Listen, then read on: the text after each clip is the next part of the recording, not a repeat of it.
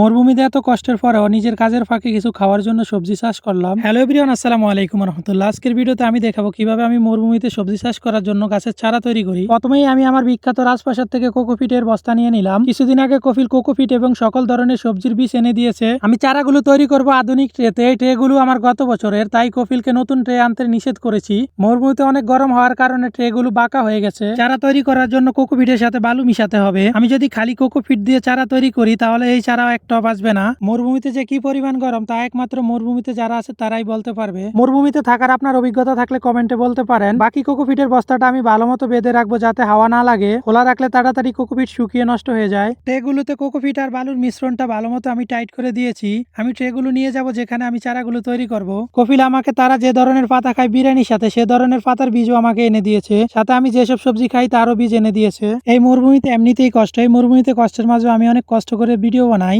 আপনারা ভিডিও দেখেন ঠিকই, কিন্তু লাইক কমেন্ট ফলো করেন না। আমি আশা করবো এই ভিডিওতে আপনারা 10,000 লাইক কমপ্লিট করে দিবেন। ফলো করে সাথে থাকবেন, ইনশাল্লাহ মরুভূমিতে ভিন্ন কিছু দেখতে পারবেন। মরুভূমিতে আপনি পরবর্তী ভিডিও কি ধরনের দেখতে চান অবশ্যই কমেন্ট করে জানাতে পারেন। ট্রেগুলো আমি সরাসরি মরুভূমির বালুতে রাখবো যাতে আমাকে প্রতিদিন কষ্ট করে পানি দিতে না হয়। এই জমিটা একদম ভার্জিন জমি, যা আগে কখনো এই মরুভূমিতে চাষ হয়নি। আমি প্রথমে এই জমিতে চাষ করতেছি। এখন হয়তো অনেকে বলবেন তাহলে এত ঘাস হলো কিভাবে, দাঁড়ান বলছি। আমি যখন মাজরায় পানি দেওয়ার জন্য ইরিগেশন সিস্টেম চালু করি তখন বোরিং থেকে যে প্রথমে পানি উঠে সেই পানিটা ময়লা হয় এবং সাথে পাথর এবং বালুযুক্ত থাকে, তাই পানিটা সরাসরি ইরিগেশন সিস্টেমে দেওয়া যায় না। দিলে ইরিগেশন সিস্টেমের নজলগুলো জাম হয়ে যাবে, সেই পানি এখানে পড়ে। সৌদি আরবের মরুভূমি এমন একটা জায়গা যেখানে আপনি পানি ফেলবেন সেখানে প্রচুর পরিমাণ আগাছা জন্মাবে। আমি টের প্রতিটি সেলে 2 থেকে 3টি করে বীজ দিয়েছি, আর আমি এখন মরিচ এবং টমেটোর চারা তৈরি করব।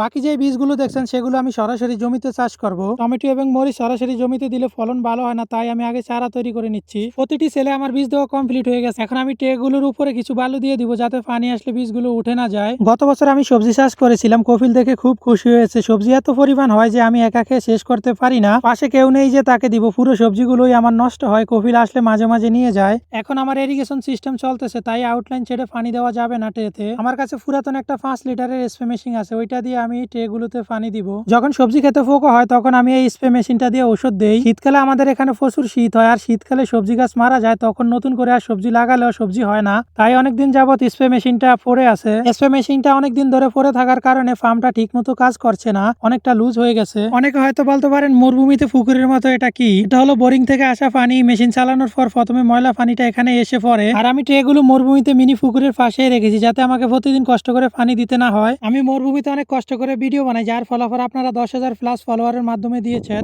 যারা ফলো দিয়েছেন আপনাদেরকে অসংখ্য অসংখ্য ধন্যবাদ। আর আপনি যদি এখনো ফলো না দিয়ে থাকেন তাহলে অবশ্যই ফলো দিতে পারেন। ইনশাআল্লাহ মরুভূমি নিয়ে আপনাদেরকে সঠিক তথ্য দিব এবং ভিন্ন কিছু দেখানোর চেষ্টা করব। বাকি যে সবজির বীজগুলো দেখছেন সেগুলো আমি এই যে জমিটাতে লাগাবো। এই জমিটাতে এখন প্রচুর পরিমাণ আগাছা আছে। ইনশাআল্লাহ আমি পরিষ্কার করে এই জমিটা সম্পূর্ণ লাগিয়ে ফেলবো। সম্পূর্ণ ভিডিওটা দেখার জন্য আপনাকে অসংখ্য ধন্যবাদ। Thanks for watching. Bye bye, tata. দেখা হবে নেক্সট ভিডিওতে ভিন্ন কিছু নিয়ে মরুভূমি থেকে। ধন্যবাদ।